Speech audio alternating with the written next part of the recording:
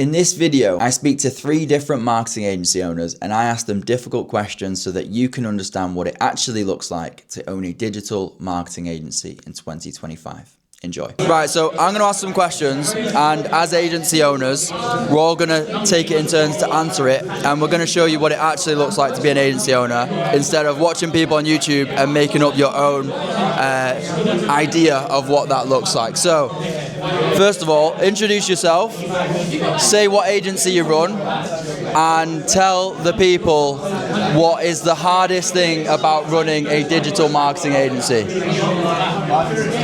My name is Joe Leek. I had a marketing agency about a year ago. Hardest thing about having a marketing agency is being categorized amongst everybody else. So it's how do you stand out? How do you not fall into the same category as all of the other NPCs running an agency and try and differentiate yourself? But if you nail it, you get it right. That's why I would say, Joe, what is the hardest part of running an agency, and introduce yourself? My name's Joe. I run an agency called Clicks Dental. It's in the dental industry. I think the hardest part about running an agency is probably managing a big client base. Once you get past probably 20 clients, managing all those clients, and then it becomes a lot more not about you, it becomes about managing the people that you're hiring. I think that's been my biggest challenge, is going from doing everything myself to passing on the responsibility. Pass it on to my guy Harry. Hardest part about running an agency. Okay. My name's Harry. I have an aesthetic or a med spa agency in the UK. Hardest part about running an agency, I would say, is like any business is like a recruitment business. So it's about hiring the right people, and I feel like you have to hire the wrong people to understand who the wrong people are. Because I feel like we've probably all been there, but like the first person you ever interview, you're like, fuck, they're the person. And then you hire them and it's like, oh, they're shit. And then you've got to fucking do it all again. So yeah, just about learning, I guess. Back to the host. New question. Well, I'll just add to that, because I think if like all 4 of us here now, we're pretty confident guys, but realistically, I think the hardest part for me, especially in that first year, was turning into somebody that could have a successful business. Because when you start, you're not disciplined, you're not waking up at the same time every morning. You change your friends a lot of the time as well. Like, I know most of you got co-founders, but you kind of have to go through that personal development to even be able to hire people, to be able to lead people. The lonely stage, yeah, and people don't talk about that. So, monk mode, exactly. Okay, second question. What does an actual day in the life look like? Without going through it step by step, like realistically, in summary, what is it like to be an agency owner? Because people see people like Iman Gadzi, who used to be an agency owner, and they think it's Lambos and all that kind of stuff. Guarantee it's not Lambos, and I don't think anyone here is going to say that. What do you think it looks like to actually be an agency owner, so that people can know if that is something that they want to do for themselves? I mean, ultimately, whether it's something you want to do or not, like, you either follow your passions or you follow the money. If you choose to follow your passion, then you may as well just go and be an artist. Like, you need to follow the money in order to pursue your passions. And your passion is traveling, meeting people, taking care of your family. That's what I'm passionate about. The day in the life is whatever it takes to get you to that point, and you need money to get there. The average day in the life of an agency owner, or anybody who is basically grinding, is you wake up early, you get straight to work, like you roll out of bed, you hit your desk, you start working. Then you have breakfast, keep working, go to the gym, maybe you go on a date, who knows. It's good to keep the social batteries going over. Ultimately, you can be at 0 or 250k a month with your agency. Your workload will not change. So the people saying that showing the lifestyle of starting an agency, the reason why they're able to live that lifestyle is because they show you the lifestyle, and they have some sort of info offer which allows you to remove yourself. You can remove yourself at the end of your agency, but you just work. That's it. 80% work, 10% gym, 10% fuck all, or whatever you want to do. Fuck all. Wait, what? So what was the question? To be an agency owner. What is a realistic day? Day in the life. You have to go through it step by step, but what is it actually like? Okay, so I think about being an agency owner, the average day in the life, for me anyway, I don't know if it's the same for you lot, but you have to deal with more stress than anyone else. If you're the owner of the business, you've got all these employees, 5 o'clock, 6 o'clock, they get to switch off, right? If you want to go down that path, accept that you're going to take the responsibility that it doesn't turn off. For me personally, from the moment I wake up to the moment I go to sleep, that's what's in my head. It's the stress, the problems, everything that could possibly go wrong. That's what you've got to deal with. So, but I love it. I think you've got to be a certain type of person to enjoy that. But if you're going into that space, accept that it's not the Lamborghinis, it's not the lavishness that you think it's going to be. I don't know if that answered the question, but yeah.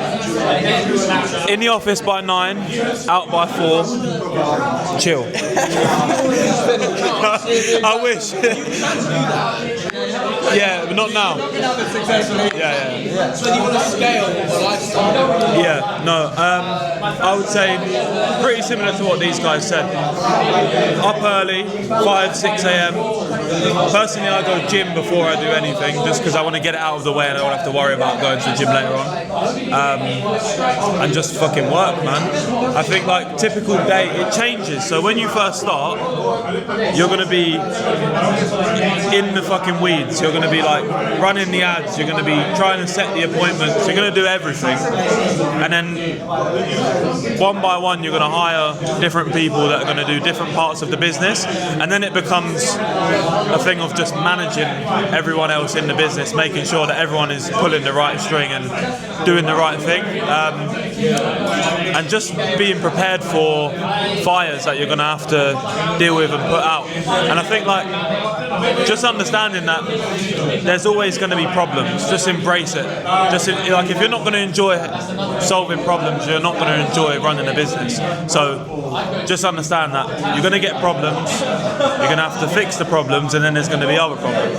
And the bigger problems that you can solve, the more money you're going to make. Simple as that. Good answer, bro. Well said, fellas. Well said. No, but genuinely, because we've all got friends, right, that say, like, how do you do what you're doing? How do I get into it? Everybody wants to get into it because of like the glamour that they see online, but really it isn't like that. And if you can't go through those long days of not speaking to anyone and just grinding and fixing shit all on your own, then you're not going to get to the other bit, which is the 10% of the lifestyle that you can have if you do want to have. Is there any final bit of advice that you would give to somebody who is trying to sign their first few clients? Yeah. Go on. You have to do the unscalable. Oh, 100%. Where do I even start? I love this shit. Sign up to my course. Yeah, oh yeah, so anyway guys, buy my program. That's it. Right, you have to do the unscalable. Scaling a business is a right you earn. You have to earn the right to scale. Okay? Because scaling is a privilege, because it's a flywheel, right? You need to have a client, that client needs to get results, the client that's got results needs to do a testimonial, and then you use that testimonial to get you new clients, okay? That's the wheel of scale. Now, if you don't have a client who has got results, who has then felt comfortable enough to, give you a testimonial, then you have to do something in order to complete that cycle. Because once you've completed it, you've earned the right to scale. But if you're like thinking, okay, how do I scale to 10k a month in my first month, and I've got no clients currently, you need trying to get their first client, they're overwhelmed as fuck by you. Yeah. bro. They're gonna explode. So yeah, that's what I would say is that do something. And what I mean by that, like to give you an example, let's say someone on your ads is like very close to converting. If you're running ads, you're probably not. But like, I mean, you can do. Like, let's say someone lives 3 hours away from you. Travel to them, stay the night in a hotel, schedule a content day with some fucking camera you bought, and like meet them in person and close them in person and build a relationship. They will then be your champion client to push you to everybody else. Okay, I'll make it shorter than that one, but my advice, if you're trying to get your first client, is do shit for free. Like, if you haven't got a client, don't think you can go in and start charging $1,000 a month, $5,000. Go do shit for free until someone says, oh, this is really good. Like, you've got to go get in the weeds, and that's what I wish I did. I went straight in and started trying to close people for money. Go do loads of stuff for free, build up your portfolio to the point where you're good. Because in the beginning, you're going to be shit. So accept that, go out, get in the weeds and earn your stripes, so you can start charging people. But if you're focusing on website, logo, all of this, stop doing that, start messaging people, asking if you can do it for free. That would be my advice. My man Harry, what's your advice for someone getting their first client? Proof of concept. So like Joe said, just go and do stuff for free so that you can get the experience and you can get once you have the proof of concept and you know that you can deliver a result, you're more confident that you can actually charge someone money to do that. Because at the start, whether you like it or not, there's going to be some sort of limiting belief in your head that you're not going to be able to produce the result that you're charging someone for. And I think until you actually give them a result, you're never going to understand that, and then you're probably going to devalue yourself anyway. So you might as well do it for free or do it for cost, whatever it is. And yeah, once you get results, ask people for referrals, ask for testimonials, because that's the stuff that you can leverage to then go and get more clients, to get more results. That, again, you can just keep building from there. If you keep delivering better results for different clients, you're going to have testimonials, you're going to be able to use that to sign even more clients and just scale the shit out of it. That's one thing I want to add to my answer. If you're doing shit for free, make sure you put in there, if I do a good job, you give me a testimonial. Very, very good advice. My only other thing that I would add to that is volume, to be honest. Like, when you're first starting and you have no idea what you're doing, yes, work for free, but you're going to get a lot of no's. Like, you're going to ask if you can work for free and everyone's going to say no because they don't trust you as a person. And the only way to get over that is to just do volume. So if you're working 10 times more than somebody else, if you're knocking on more doors, if you're taking more calls, somebody eventually is going to say yes, and that's how you get the free client, that's how you get the testimonial. But you can't send out 10 emails, make 10 phone calls, and expect that somebody is going to say yes for you to work for free just because you're offering it for free. Ultimately, it still takes volume, and that's the main thing from me, and hopefully that's been useful. Go on. I think this will be worth it for the audience. Okay, guys. Also, where you pick your niche, a lot of people look externally in how to pick a niche. It's like, oh, Iman Gadzi picked this niche. Fuck that shit, right? Can we swear at this?